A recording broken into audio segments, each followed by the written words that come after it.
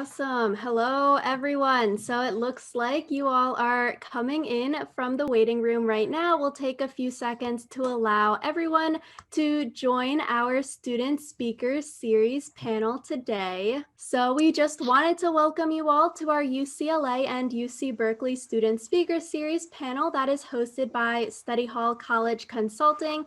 We thank you all so much for joining us this evening or afternoon, depending on your time zone. So first up, we will start with the agenda for this panel, start with introducing our webinar hosts, then we'll talk a little bit about Study Hall College Consulting, we will introduce our student panelists, and then we will get into the questions that you all have submitted online via our Google form, or if some question comes to you while we are going through this panel this evening, you can also ask your questions in the chat function via Zoom. Then we'll end with some final remarks. So as we said, if you do attend this panel until the end, you will receive 10% off your next Study Hall College Consulting purchase. So you can fill out the form that we will be sharing at the end of this panel in order to receive that discount. So hello everyone, my name is Rachel. A little bit about me. I graduated from UC Berkeley last year in the class of 2020, where I double majored in cognitive science and legal studies. I'm an out-of-state student at Berkeley, so I'm originally from Maryland, and currently post-grad I am working full-time at a law firm. So a little bit about my college involvement. I was a resident assistant for 3 years at Berkeley and then also a senior resident assistant, super involved in residential life. I also worked as a hiring and training coordinator with residential life. I was also a campus ambassador, also known as tour guide at Berkeley, and I was involved in the ASUC, which is the student government that we have at Berkeley. Right. Hey, y'all. My name is Sarah. So I will also be, one of the speakers on this series. So a little bit about myself. I am also part of Study Hall College Consulting along with Rachel, and I graduated last year, the class of 2020. I majored in architecture and I minored in Spanish language and literature. And currently, after graduating, I am working full-time at M-Train, which does workplace harassment and culture training. And I am a customer success and implementation associate. So really kind of on the technical side of their platform. I am from Lafayette, and I'm from California. I've been here basically my entire life, so I am an in-state student. And some of the things I was involved in during college include I was an environmental design ambassador. So within my actual academic focus, I helped kind of mentor students through that process and made sure it was something they could see and they could think that they could become. I was also a campus ambassador, and I was a virtual engagement coordinator. So actually, during COVID, we had a lot of online virtual events, and I helped put those together for prospective students. And then I also played club soccer. So I was really active during college. And then I was part of a design collective with some of my friends where we would submit to design competitions as well. So that was called Designo. And then I also had the privilege to study abroad in Prague in the Czech Republic. So that was a really, really great experience. And if you have questions about that as well, I can totally answer those questions. And then some of the colleges I applied to and was accepted to include a lot of UCs, so UC Berkeley, UCLA, UC Davis, UC Santa Cruz, UC Irvine, and then a lot of different private, smaller private schools kind of along the West Coast as well. So I had a pretty big array of schools that I was choosing between, and they all had, good and bad things that I had to kind of sift through. So I have a lot of experience kind of going through that process as well. So that's a little bit about me. And then before we kind of get to our other panelists or other speakers, I wanted to talk a little bit about our services at Study Hall College Consulting. So we do a couple different things for you. We offer an application essay review for multiple different kinds of essays. You can submit your common application to us, and this will obviously be kind of for the next application cycle, but we will help you edit that essay in a lot of different ways, which I'll talk about in a moment. We also will look at your supplemental essays if you want that as well, just because those are a little bit different to kind of Word and they're much shorter. So it's a struggle sometimes. And then we will also look at your UC personal insight questions if that is something that you want us to look at as well. Recently, we've also been looking at students' letter of continued interest, which is kind of coming to a close. A lot of universities are wanting those in, but we've been reviewing those as well. So really, most of the essays that you need to submit to colleges, we are happy to look at and work with you on. And the way that we do that, there's a lot of, there's a range of ways that we look at it.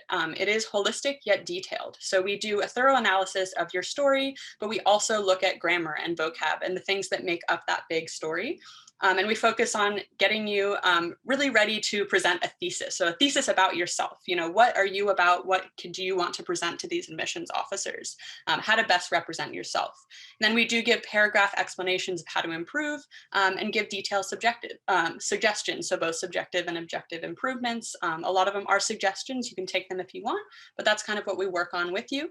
And then in addition to our essay review, we also have career coaching calls, college and career coaching calls. And you can ask us really anything that you need to know about the process. So advice about our high school experiences, our college experiences, our application journey, any tips that you want about how to kind of get through that stressful time. And we can work together during that time to brainstorm essay ideas, to really think about what you want to talk about in your life, and also big picture essay discussion. So how do you craft sentences that actively portray what you want to portray to these colleges? And then also creating college lists. So that's something that doesn't always come naturally, and you kind of have to figure out, what priorities are you looking for in colleges? And we can help you go through that process and really figure out what's important to you. Something I did want to mention is that if you are a new client, we do offer 15 minutes free. So you can talk to us, meet us, and figure out kind of what is best for you. So just to get a little bit of a taste. Yeah, so now we will introduce our panelists. Like Sarah said, she is also on the panel this evening. So first, we will start off with our Berkeley panelists. Hi, my name is Katya. My pronouns are she, her, hers, and I'm class of 2021 at Berkeley, so I'm about to graduate in like 4 or 5 weeks' time. I majored in chemistry in my time here. When I graduate, I don't have any solidified plans, so I'm going to be taking some time off, but I do have like a handful of remote tutoring gigs, which are going to make me a little bit of income. So that is my plan, and I'm kind of just waiting for COVID to see how things hash out there before I enter the work world or pursue grad school. I'm originally from Mountain View, California, which is in the Bay Area, but I've been living in Santa Barbara, California for the past year. And a few things that I got involved with at Berkeley were Cal Teach, which is our STEM education minor program. I didn't complete the minor, but I did get to experience a lot of the classes. So I go into the classroom and work with teachers there, which is a lot of fun. I had various jobs and also was in various clubs in the environmental community. I, like Sarah, was also a campus ambassador, like Sarah and Rachel was also a campus ambassador. So we were like all like tour guides. I studied abroad at the University of Cape Town about a year ago now. So that was a really wonderful experience you can ask about. And then I was also involved with Ballet Folklorico, which is a traditional Mexican dance group. And I spent about a year doing wet lab research in an organic chemistry lab. My college process was very kind of simplistic, and so the only schools I applied to considered were UC Berkeley, UCLA, UCSB. Hi, everyone. My name is Eric. I am also a senior at Berkeley, like Katya, graduating with a degree in Society and Environment in our College of Natural Resources. I'm originally from Fresno, California. A little bit about my involvement. I was also a campus ambassador like Sarah and Katya and Rachel. So that's really fun. I was involved in the UC Rally Community, which is one of our spirit groups here on campus, preserving history and traditions of the university. I'm part of Orientation, Golden Bear Orientation, our week-long orientation program that we have for all of our new students.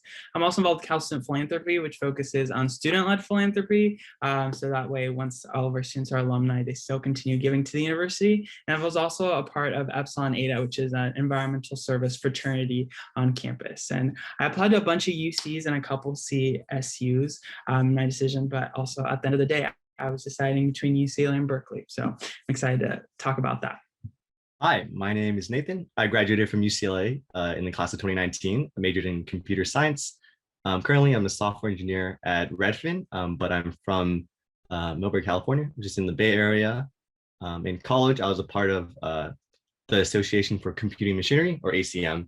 Basically, in this club, I taught people how to code. I worked with our engineering school and CS department to help improve our academic programs and curriculum, and helped companies recruit on campus.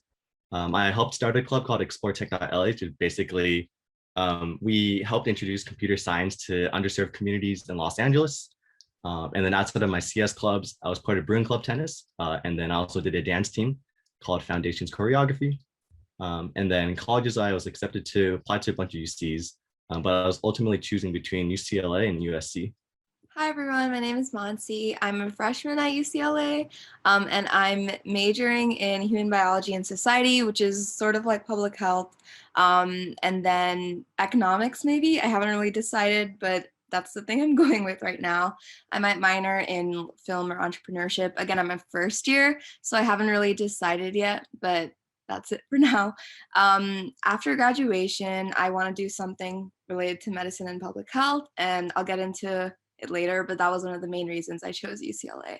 I'm from the Bay Area, San Jose, but I moved to Bangalore, India for high school. So I applied as an international student if you guys have any questions about that. In college, I'm also a campus ambassador. I'm a campus ambassador at UCLA, and we call it Bruin Ambassadors, but same thing as the Berkeley kids. I'm in a consulting club called CYC at UCLA. I'm in a youth mentorship program, which is called Youth Empowerment Program, and then I'm in the honors program. I was also accepted to all the UCs, and then USC and Emory and a few other schools on the East Coast. At the end, I was deciding between UCLA, Berkeley, and USC. Hi guys, my name is Cassie. You all got a little introduction to me when I messaged you just now. I am currently a senior at UCLA, so I'll be graduating in a little more than 4 weeks, but I'm ending my time in college too. I'm studying English and history, and I'm planning to apply to law school during this next year. So I'm taking about a gap year, and then I'll be doing law school. I'm originally from Long Beach, which is like in LA County, so I'm right around Los Angeles. I was accepted to, but I applied to mostly UCs. I wanted to stay in California, but in the end, I actually ended up just deciding between Berkeley, UCLA, and USC. On campus, I'm involved in UCLA rally committees, so some of the other kids from Berkeley were in Cal Rally Committee. I'm the same thing, but at UCLA. I participated in the Daily Bruin newspaper. I'm in the honors department. I've worked on some contracted courses, so I know a little bit about some different coursework options. Circle K, which is like Kiwanis Foundation, if you're involved in any of that type of stuff.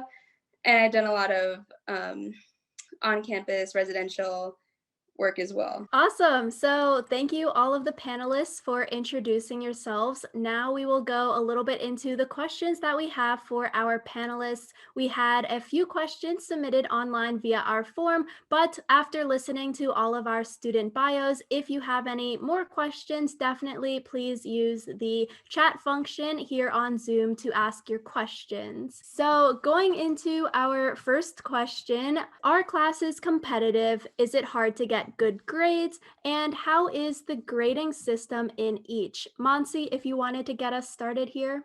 Yeah, so I'm a pre-med student, and there's a lot of stuff surrounding curving and grade deflation and stuff for pre-med students, because I mean, this goes for any grad school, but you want to get good grades to get into a good grad school. So that was one of my big decision-making factors.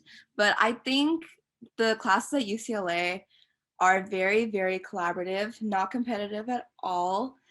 We don't, as of right now, I haven't been in a class that curves.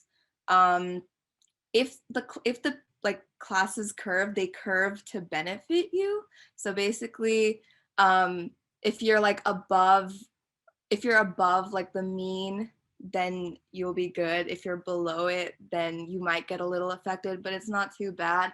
And they only curve in the big classes, which is like chem. I've only seen it in chem so far, but they don't curve it in bio at UCLA. They don't curve math classes. And that's literally all I've taken. So if any other UCLA kid wants to answer this, go ahead. Is it hard to get good grades? I don't think so. I think if you put in the effort, if you talk to your professors, if you go to office hours, if you go to your study groups, at UCLA, we have a lot of extra opportunities as well. We have the peer learning facilitators, we have learning assistants, which are LAs and stuff, and they're always available to help you if you need any extra tutoring or anything. So yeah, that's really, really helpful. And again, the grading system just varies within classes. Again, if the other UCLA kids want to answer this, go ahead, please. But like as for curving, I haven't encountered anything except chem, which has only been really good for me. I'll hop in. So I was in the engineering school, and I think engineering is different. So all my classes have been curved. I've been curved up, I've been curved down. So it really depends on like the departments and the academic school you're in. I've never gotten such low grades and studied so hard before. In the engineering school, D- is passing. I have gotten a D- before, unfortunately, and I'm fine with it. I mean, I graduated, so I think it really depends on like what your major is. But regardless, I think you get a great education no matter what. Yeah, so I can hop in here for Berkeley. I would definitely say, so in terms of Berkeley, it also really depends on what department you're in and what major you're doing and what classes you're taking. For me personally, I was in the architecture program, and architecture specifically, it's very hard. It's a lot of work, and I'm not going to lie.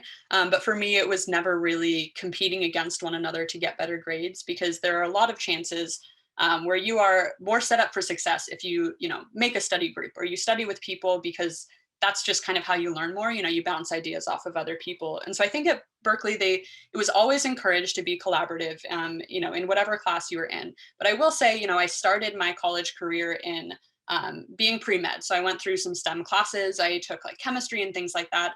And that was kind of hard. At Berkeley's a pretty big school. And so coming in, especially as a freshman, you might not know all of your resources right away. And it might feel competitive because you see people, excelling because they already have those resources. They already know where to look for them. But if you don't see where to find those resources, it can feel like you're not getting the help that you really deserve or you really want. But there are always opportunities to collaborate with people. And I would say that the majority of students that I've worked with at Berkeley are not set out to compete with you and make you do worse. They definitely, you can find these study groups that will really help you. And as for curved grades, personally, most of the time with these curved grades, they curved me upwards. It really helped my performance, but it does really depend on the class, and it does depend on how well you do. So those, I wouldn't say, like, don't take a class because it's curved. Generally, curves are meant to help, you are graded on the curve. And so it's definitely meant to help you, and definitely meant to kind of give the teacher an idea of where everyone is in the class. But it does really depend on kind of the classes you're taking. But I will say, and I'm sure this is the same for UCLA too, both of these schools are really top schools. So you're getting in to be challenged. You're going to have to do some hard work. It's not going to be a walk in the park. But that's definitely what you're paying for. That's definitely what you're there for. So just kind of like, build those good study habits in high school, and kind of, make an effort to look out for those resources, kind of the ones that were mentioned at UCLA as well, tutoring, things like that, and it will feel a lot less competitive. So the next question that we have is about joining clubs on campus. So how can you join clubs, and is it difficult to get into these clubs? Eric, if you want to start that one. For clubs at Berkeley, we have so many. So one of the first places you just find them is on Sprout Plaza. It's like our main hub of like everything student activity. So you'll see those clubs start recruiting in the beginning of the fall. If you're a new student, you'd be going through Golden Bear orientation, and through that whole week of orientation, the weeks after, we have what's known as getting your bearings. And as you're getting your bearings, we have Calapalooza, which is that event that showcases all of our clubs. But after that, you can find everything that you want to know about Berkeley student involvement in student organizations on callink.berkeley.edu, and that has every other organization that we have. But I would say that the majority of clubs at Berkeley are really just interest-based, that you join and you maybe have to pay member dues, attend some kind of meetings, and just participate actively to get the most out of the student organization. I say that's the wide majority of them. But then there are a couple of organizations, a lot of consulting groups, a lot of professional fraternities that do require you to do an application process, an interview process, to make sure that you are what they call the right fit for that organization. So it is definitely a process, but it's not impossible to find that extracurricular that you want for fun, for professional development, for just socializing.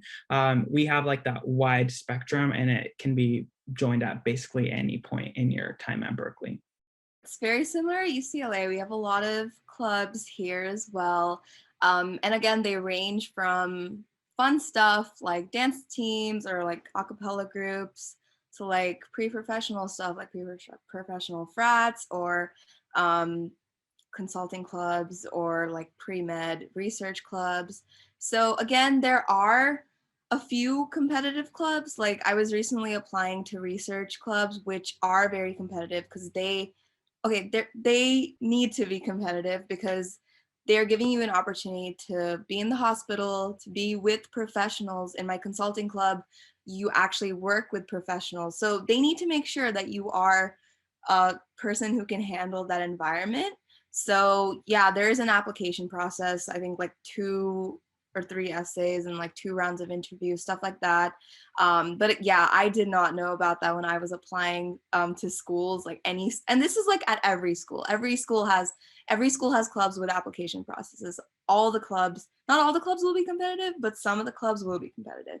And that's just to prepare you for life because that's how life is gonna be. But yeah, again, there's just a lot of opportunities to find your niche and what you're interested in. Thank you for those answers. So the next question that we have is, what would you say are the pros and cons of each of the cities in which your campus is based? Unsurprisingly, UCLA is based in Los Angeles. I love Los Angeles. I'm from the Bay Area originally, and I knew nothing going to that city.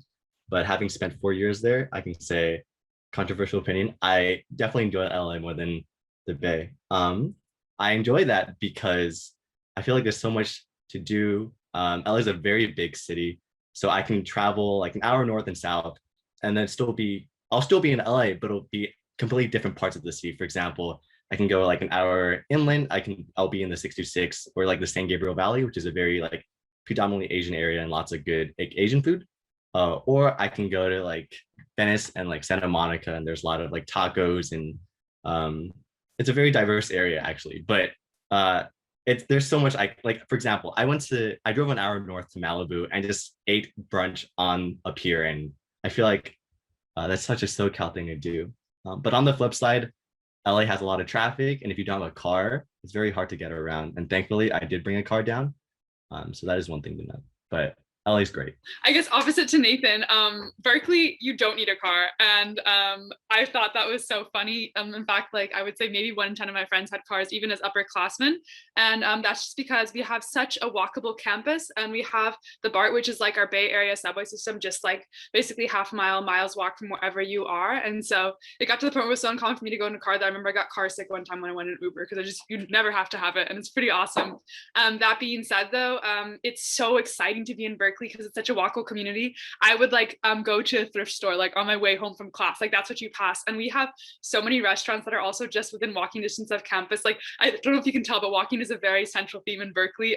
Always walking, biking, public transit, that's also free for you as a student. And that's just something that I don't think we normally expect going into Berkeley, and it ends up being such a blessing in disguise because it's so fun to have that. It's free to get around, and you don't have to rely on a car. We have San Francisco across the bay, we have Oakland adjacent to us, and we have the wider Bay Area. And I was nervous about going to Berkeley, having grown up in the Bay Area, but I still have had such a fun 4 years there and discovered so many new parts of the Bay Area in the East Bay.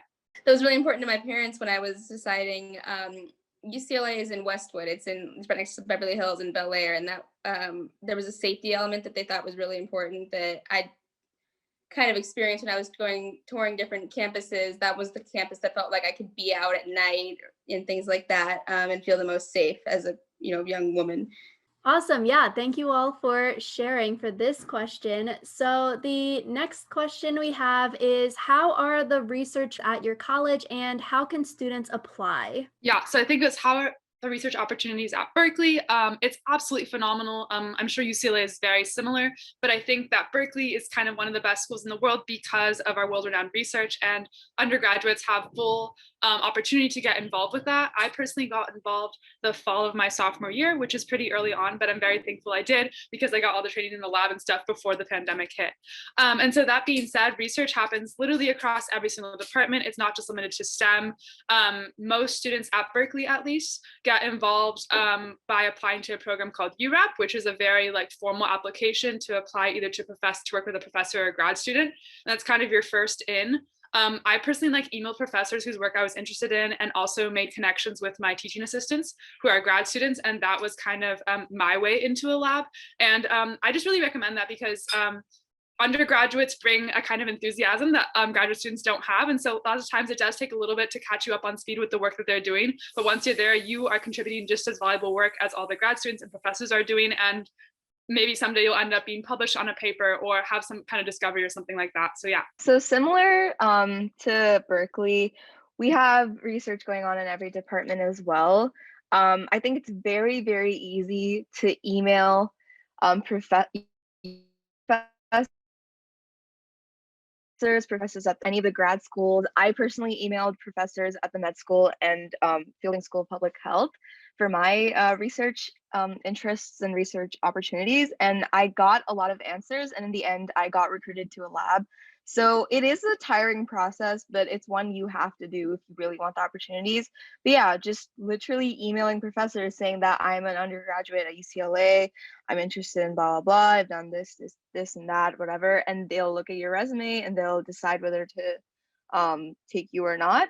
But other than that, UCLA has this thing called Handshake, and that's like a pretty common thing throughout schools in the US. But I think, I don't know, I can speak for UCLA, but the UCLA one is really, really helpful. Like they have a lot of pre-professional panels and webinars like this one quite regularly. I got my summer internship from one of those panels. Like a person recommended me to apply to the summer program that I'm doing over the summer.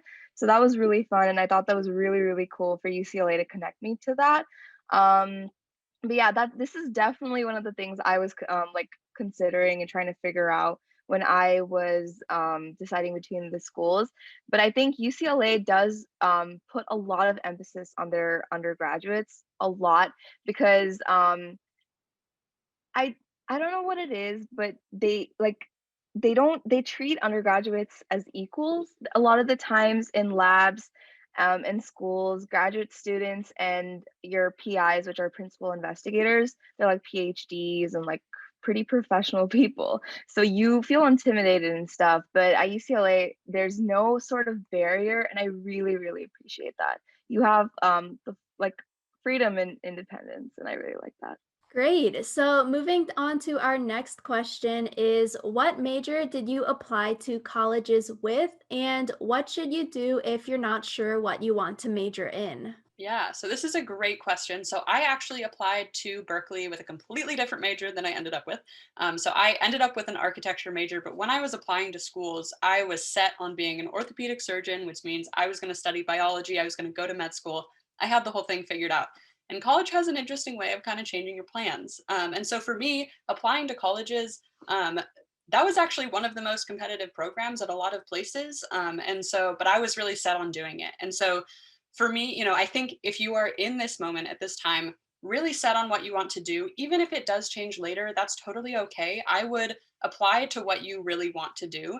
And it depends on the colleges. Sometimes people try to say, oh, you might be better off if you're applying to a smaller program or, undeclared or things like that. But it really should be, what you would want to do when going to those colleges. And I say that because also, there are some programs, for instance, at Berkeley, that you have to apply directly there if you want to do it. It's much harder to actually get in afterwards. And I know engineering is one of those programs, and yeah, I think engineering is the main one. And so if you want to do that, and chemistry also, I believe, is another one that's kind of hard to go into after you've already been admitted. So if you know you want to do that, you should definitely, apply to that. And if you don't know what you want to do, that is totally okay. I would say most students going into college don't really know what they want to do, or if they do know, it will change. And that's what happened to me. I really thought I knew what I wanted to do, but I took classes, I kind of explored different major options and things like that. And so if you don't know what you want to do, it's totally okay to apply undeclared. A lot of students do that. And at Berkeley, the largest college, so that's like within Berkeley, there's 5 different colleges. So the largest one is Letters and Sciences, and that's where you apply when you're undeclared. And a lot of students go into that. So you can tell just based on the size that you're not alone. A lot of students are kind of figuring that out for themselves. So the end all be all, just apply to what you're passionate about. And that's the best course of action, I would say. I applied to UCLA as an undeclared. I think UCLA actually have to take it a step further and specify. I think I was undeclared social sciences, but it was all under the umbrella of letters and sciences, and I had no idea what I wanted to do, and I didn't even have a place to start. So that seemed like the right thing for me, and it was not hard to then feel out through your I'm blanking on the word. Everyone has to take a couple science classes, a couple social science classes, and get a nice breadth of information. And when I was doing that, that's when I was kind of learning what I was going to want to do, and that's where I made my decision. So for me, it worked out totally fine to enter as an undeclared major and then feel out what I was more interested in as I went. Awesome. Yeah. So the next question we have is sort of related. It's also about applying to colleges. So they are asking, what was the decision making process you went through in order to decide which college to attend? For my intro slide, I said I literally only applied to and was only considering UCLA, UCSB, and Berkeley. So in many ways, I decided for myself to simplify my options in the first place and just applied to fewer schools, hoping that I would get into those schools and then I wouldn't have so many choices to choose from, like, for example, the whole UC system. And I'm happy I did that just because it made the decision a little bit easier and I had fewer options to work with. But I honestly would narrow it down to three objective factors, which would be cost, location, and the strength of the major, and Berkeley just happened to win in 2 out of 3 of those things for me. Financially, it gave me the best package. That seemed to work really well, and the academics were just something that I couldn't turn away, and that's particular to the chemistry program. For your major, it might be stronger at UCLA or at another school, but that also, I would say, probably between UCLA and Berkeley, it probably won't be a deal breaker just because both have such strong programs across the board. And I think if I had done UCLA chemistry, would have ended up in a very similar place. But yeah, I did like Los Angeles better as a location going into it. And so I really wanted to enjoy UCLA when I visited campus, but Berkeley ended up winning out for me on all those factors. And yeah, that's kind of how I made my decision at the end of the day. I can talk about it from the UCLA perspective. So actually, like Katya's 3 points answer, I think I would give the same as well. At a certain point, academic programs like across colleges are going to be so good that maybe a difference in ranking of like 1 is not going to make a big difference. So for me, I was choosing between like UCLA and USC, which both have great computer science programs. And it came down to, okay, I liked in-state tuition at UCLA, and also location. It's in West LA, whereas USC is in South LA, and just being in West LA seemed a lot more appealing to me, which is why for me, I chose location. I chose my college based on location and like social reasons. Great. Yeah, definitely choosing your final college is a very big decision. So there are a lot of factors that have to go into it. The next question that we have is it too late to start participating in extracurriculars in grade 11? And what extracurriculars specifically should a student participate in order to look better or apply for colleges? Definitely not too late as an 11th grader to join something that you're actually passionate about. Berkeley, and I mean, obviously we use the same app, but then we have specific readers for every single school. Berkeley can see through if someone is just trying to add things to their resume of things that they're involved in. So something I think that's really important is that you're not focusing on, oh, should I be adding more extracurriculars now that I'm in my application year, but really like what you want to say about like the things that you already have been involved in as a student. So Berkeley looks for for students that have really like made an impact on their like communities, their families, their areas of interest, and focusing on that and like what your story is and what you can like provide to Berkeley is, I think, really important. Obviously, any type of like community work is always really good. Any type of leadership involvement is also really good to get for the UC application for Berkeley specifically, but I wouldn't focus too much on that, more about like what you've already done and try to like hone in on what exactly those passions are that you have that you can then go on to sell to Berkeley, essentially. So I think Eric covered it pretty much, but yeah, it's very similar for UCLA and for any college. They can really tell if you're actually interested in the thing or you're just kind of doing it for college applications. So yeah, my recommendation is really start something in 11th grade. A lot of people do, but really reflect back on your previous activities and like reason out why you did them and why you would or would not want to continue them. And maybe try to like create a new activity or create a new side to your previous activities, because they like to see commitment and they like to see dedication and sustained like interest in one thing. And they want to basically, they just want to see how, like, what kind of student you're going to be on campus. And if you can tell that story through your extracurriculars, then that's great. So yeah, just try to find one or a few things you're really interested in, try to continue that with your extracurriculars. But yeah, no, don't be afraid to start anything new in 11th grade. You can definitely do it. The next question we have is a fun question. So they're asking, what do students usually do on the weekends at your school, like on campus and within the surrounding cities? Yeah, so I love this question just because Berkeley's campus was a huge reason why I really wanted to come to Berkeley. It's a beautiful campus, first of all, and there's a ton of things to do around it. So for me, what I usually did on the weekends, I am definitely a nature person, and Berkeley has beautiful nature all around. And so I would go on a ton of hikes with my roommates, with my friends. You can go up into the hills. There's beautiful like fire trails that you can just, take a really long walk on. You definitely get in good shape too, because there's a lot of hills. So that was one really big thing I did. And then you're also really close to not only downtown Berkeley, but San Francisco as well. So you have the ability to get the more city feel of things. So what that means is, downtown Berkeley has a ton of really great food, a ton of restaurants. You can go see a movie on the weekends, when you want to. You can also go to our Greek theater, and that's one thing that's really close to the campus. And students can actually have like really great access to these tickets to certain artists that will play there, or different events that might be happening there, as well as at Zellerbach, which is something that actually students get discounts to. And so you could see, anything from a cello performance to a spoken word poetry event, things like that. So there is always something happening in Berkeley, which I really appreciate, whether it's late at night or in the morning. And so there's a ton of things in downtown Berkeley. There's also, workout classes, even in downtown Berkeley or on the Berkeley campus.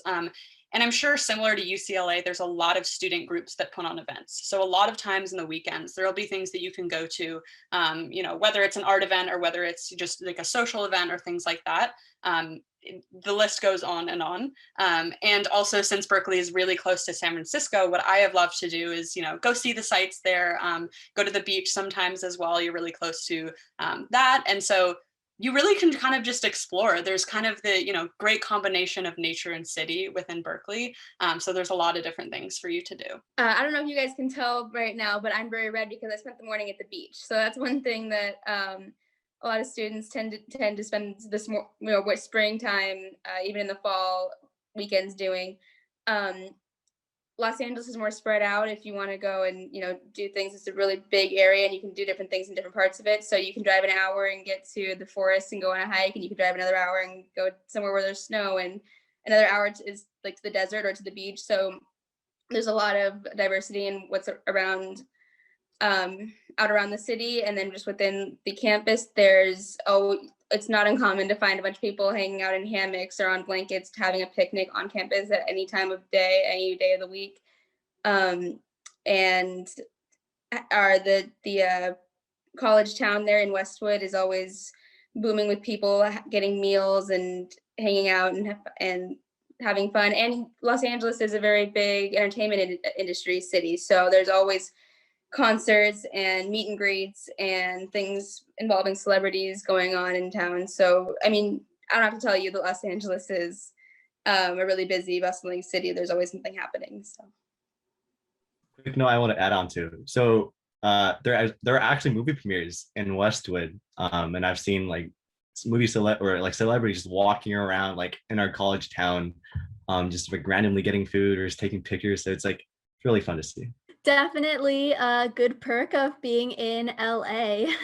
So the next question we have is, how would you say the student life, like social life and academics, are they sufficiently balanced? Katya, if you wanted to start for that one. Yeah, first off, I'm just thinking of how we balance kind of academics and our extracurriculars, like our clubs.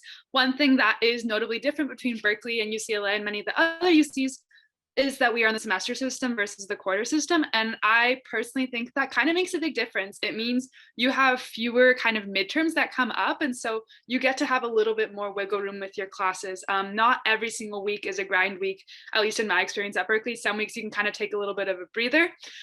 In terms of like, if we're thinking about like socializing or like the party scene, I personally like think I'm like kind of average on the spectrum there. And I would try to spend one night, you know, kind of socializing with my friends, going out maybe like Friday or Saturday. I wouldn't say both nights of the weekend, but maybe one of those. And the other day I would reserve just for studying or going to bed at a reasonable hour. And so I do think there's a good balance, and students also hold each other accountable. So if you want to go out that evening, it's making sure you get all your homework done first. I think that definitely is part of the campus culture at Berkeley. So UCLA's on the quarter. So I'll mention the quarter system first. So UCLA's on the quarter system, like a lot of other UCs. So that means we have 3 like different sessions instead of 2, like the semester system.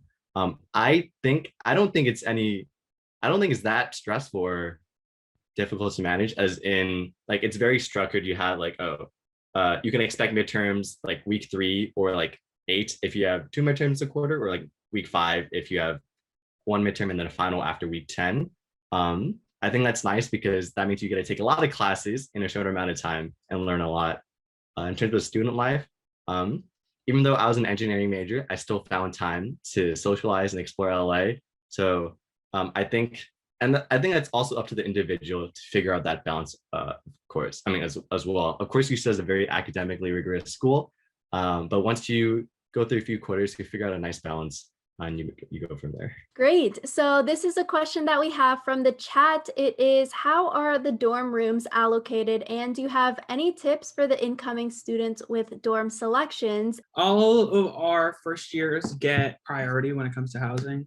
One thing to know is that when you're doing that housing application, it asks you to rank your options 1 through 5. The 5th option has to be flexible, any room, any location, in order for you to basically guarantee yourself some kind of housing at Berkeley, because realistically, the house stock in Berkeley is, especially if you want to be like very specific in what you want, is hard to get. So you want to have that flexible last option. But most people do get within the top 2. When choosing, people really just sometimes go random and completely just like figure out where they're living when the day they show up.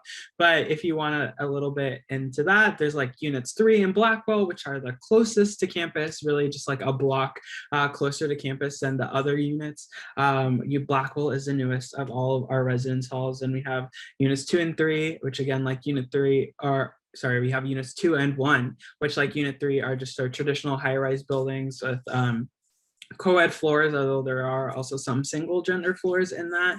And then we have the Foothill, which is all suite style. Next to Foothill is Stern, which is our all women's dorm. And then on the other side, is Clark Kerr campus, which is its own little bubble of campus that has those residence halls. It's a little bit farther, but sometimes people like to enjoy that walk because it's completely separate from the rest of what is like the actual city of Berkeley.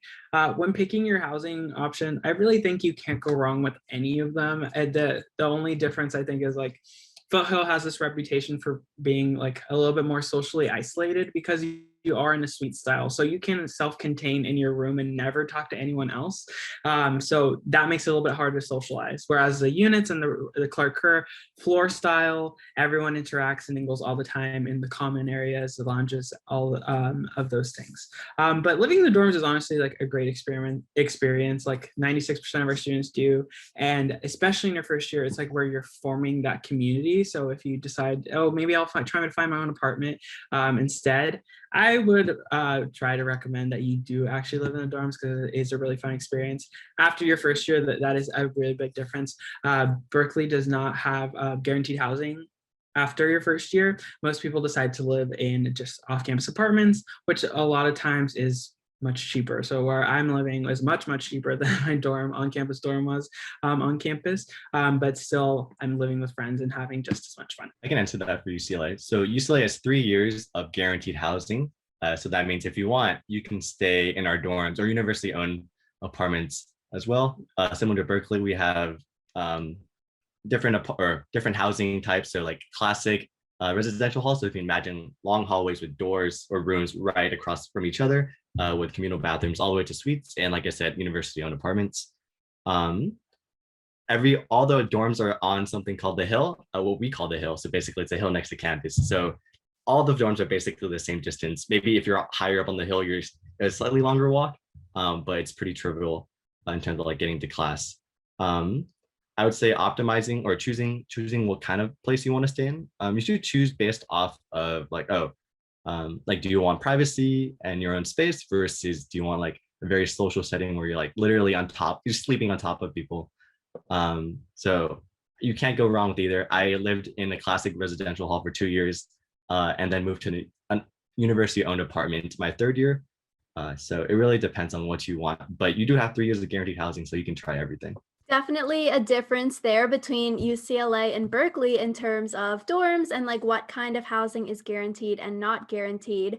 So our last question before we go into why you chose your college is how diverse and open-minded would you say the student mindset is towards international students? Are there a lot of like out-of-state and international students, or would you say that it's mostly California students? Yeah, so statistically, basically, for most of the UCs, this is actually the case, but at Berkeley, it's about 73% California students. So there's a lot of California students, and that is mostly because it's a California public school. And so you're going to see a lot of people from California, whether that be the Bay Area, whether that be, kind of near the LA area.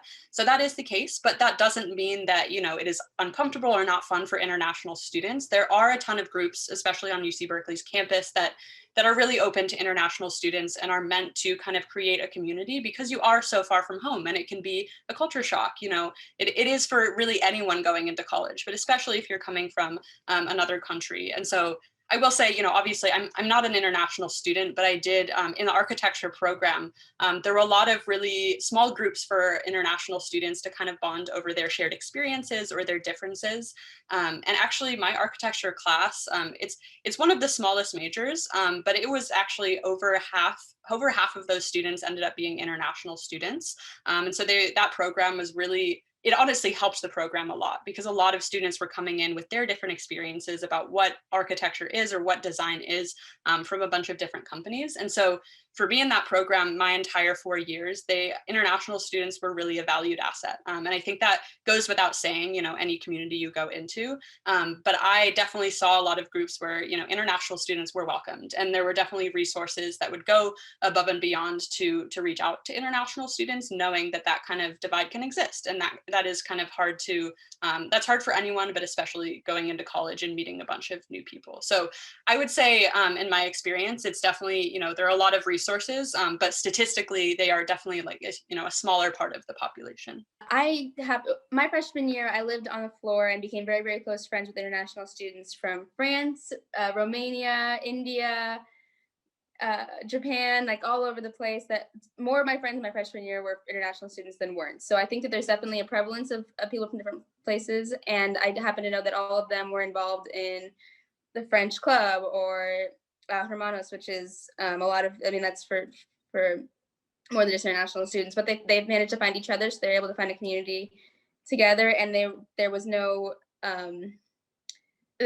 problem of not feeling like an outsider and amongst a bunch of Californians, because there was such a diversity of people all around. So I thought that from my perspective, it seemed to be a very open situation for international students, and I thought that there was a very large group of them. Great. Thank you all for answering all of these questions. For the last question, since we are running almost to 9 p.m. or the end of this panel, we will ask, why did you choose the college that you ended up going to? So Sarah, if you wanted to answer. Yeah, I can totally answer. And actually my answer really ties in the most recent question that came in the chat.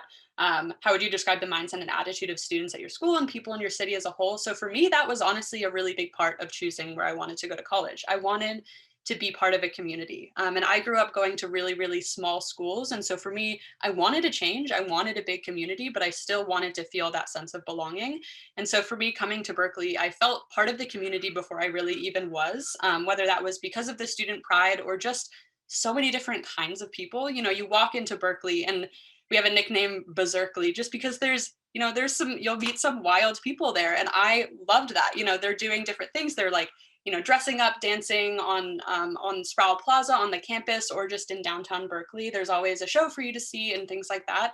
So for me, coming in, it was really exciting. I saw these people that were much different than I was, that I could really get to know and know that I could grow from that. And so I think that was the biggest part for me, just that it wasn't kind of one single vibe, from the students. It was definitely a community, but there were so many different people, and that was exciting to me.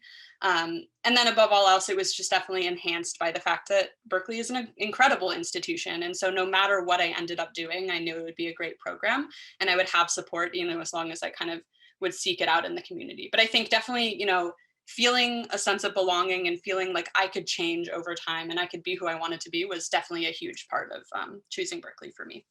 Yeah, I agree with so much of what Sarah just said. For me, it really did come down to the vibes. I had the privilege at the time to visit all the campuses I was looking at, and maybe you still will, even with the pandemic going on, even if you just walk through the campus or take an online tour. But for me, I spent an entire weekend at UCLA, and I remember I had just ended up crying and having a little meltdown when I was on the campus, because I wanted everything to show me that I was supposed to go to UCLA, and I was hoping that at the end of it, I was like, this is where I got to be. And I actually was the other way around, and I just could tell something was off and this wasn't the place for me.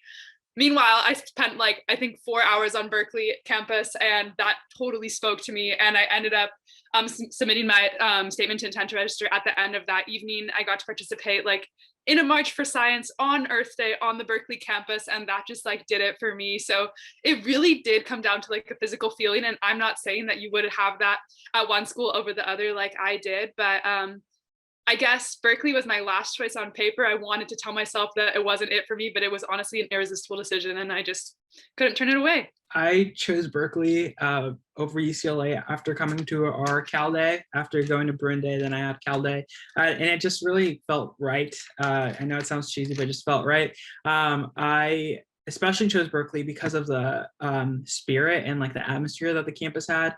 I am very involved in spirit, so that spirit is felt throughout the campus all the time, and something that I really wanted from a big public university. So even though we are, there's a lot of students here, it does bring a lot of great energy and a lot of great people as well. The people here at Berkeley are amazing, super passionate about what they do, super involved in what they do, and they want to make the world a better place, and that just pushes everyone to another level. And yeah, the fact that I could explore the city of Berkeley while I was a student at Berkeley, they're very much intertwined, made this a very easy decision to be able to be a student on campus and also be able to live in the city of Berkeley and have a fun time there. And again, now I'm my 4th year, and I haven't regretted my decision any day that I've been here. This is a very subjective question, and like everyone else has said before, it's based on a feeling you have once you see what the schools you're looking at, and where you could see yourself in a few years. This isn't an easy decision, but I chose UCLA because, like I said earlier, based on location, based off the social scene and how I could see myself grow at this campus. It just felt like the right place for me, and I took it, and ended up amazing. So again, it was just the vibes of the students. I talked to a lot of students. I at least 10 students at Berkeley, 10 students at UCLA, 10 students at USC, maybe more. I don't even remember now. But I wanted to know how it was from a student's perspective, and I guess you guys are getting that now, so that's fun. But I think I could just tell that the UCLA students were genuinely happy. I'm not saying that they weren't at the other 2 schools, but they just, I don't know, they just resonated with me, and I thought that was really, really important. That was really important for me. I wanted to have fun, I wanted to have a good time, but also be academically stimulated, and I think UCLA really, really provides you that. Other than that, I think I really chose UCLA because of the pre-med program. There are a lot of pre-meds here. There are, don't get me wrong, but it's equivalent to the opportunities. There are a lot of opportunities. You have 2 a med school on campus, lots of medical clinics, a really renowned hospital literally 2 feet from campus, and that's just really a huge help because clubs are intertwined with that. You can get research opportunities at the hospital, and there's just a lot of things going on between undergraduates and like the grad schools and like the med school and stuff like that for me personally. And yeah, I think that and the student vibes, the students' feelings about the schools, I think UCLA was just meant to be. I agree with everybody about the vibes. I always picture myself going to a big school with, tailgating before the football game, but also having these amazing academic opportunities, which all of the schools obviously can provide. My mom always says that when we went to tour Cal Day, it was clear that I didn't feel like I fit there and it wasn't going to be the right thing for me. And she said she wishes she had a video of like us stepping onto UCLA's campus on Bruin Day, because according to her, my face lit up. So like it really was a feeling of entering the campus and seeing it and being like, this place is brightening my day. This is where I feel like I can fit in and belong on this campus. And it also was a matter of doing research and finding out which schools had the best programs, ranking wise, and then doing research on individual professors and seeing what type of programs each department would offer and things like that. But I really, that does sound like a broken record, but it was about vibes. All right, sweet. Well, thank you all for answering that question. It is definitely really about vibes. It seems like that's kind of our consensus here, just kind of going on campus and really figuring out what it feels like to you. So we are a little bit over time, but I apologize for that. We did want to just leave you with some really, really great resources that you can get from us. So Study Hall College Consulting, we do, in addition to these panels and things like that and the other services I mentioned, we do have a free advice blog that we offer to anyone who wants to look at our website. Our website is shcollegeconsulting.com. And so we post weekly advice about, kind of our experiences. We also do research ourselves and actually figure out, the best way to, let's say, break down the common application essay prompts, write your letter of continued interest, things like that. So we post that on our Instagram, on our Facebook, and you can see that on our website as well. And so definitely check that out if you want advice really about anything. It's very wide ranging. So it could be social, academic, financial, things like that. And if you want to suggest future blog topics, we also have a form at the bottom that you can see to suggest really whatever you want to hear. We'll give you advice. And then beside that, we do have a newsletter that we send out as well that you can sign up for, and you can get emails from us about the newest kind of application news, what we're up to, any advice, things like that, and our social media. So I mentioned our Instagram and our Facebook, but we have a slew of other resources that you can definitely take a look at. So feel free to connect with us on any of those, especially if you sent in a question and it didn't get answered. We are totally happy to answer those questions. So definitely connect with us, email us, anything that you want to. And with that, that's kind of the end of our student speaker series for today. Thank you so much to anyone for joining us, everyone for joining us. Thank you so much. And also our panelists that hopped on today. We really, really appreciate it. We're here to definitely kind of make this stressful time a little bit easier, give you some insight, some student perspective that might be hard to find elsewhere. So we really appreciate it. And like we mentioned, you can now receive 10% off of your next Study Hall College Consulting purchase if you stayed till the end. So congrats. Go to this form right here and fill out your information and you'll get that discount, which is a really great thing to have. And lastly, also, if any of your friends wanted to see this or if you want to watch it again, we did record this session and we'll be posting it to our YouTube channel in a few days. So you definitely can check that out. And note that anyone that does want to watch that, this discount is available for all of you that joined in today live, but feel free to watch any of this content over again later on. So once again, thank you so much to everyone for joining us. I hope this was helpful and feel free to reach out to us with any questions that you have for me, Rachel, or our panelists as well. So thanks so much. Have a wonderful evening.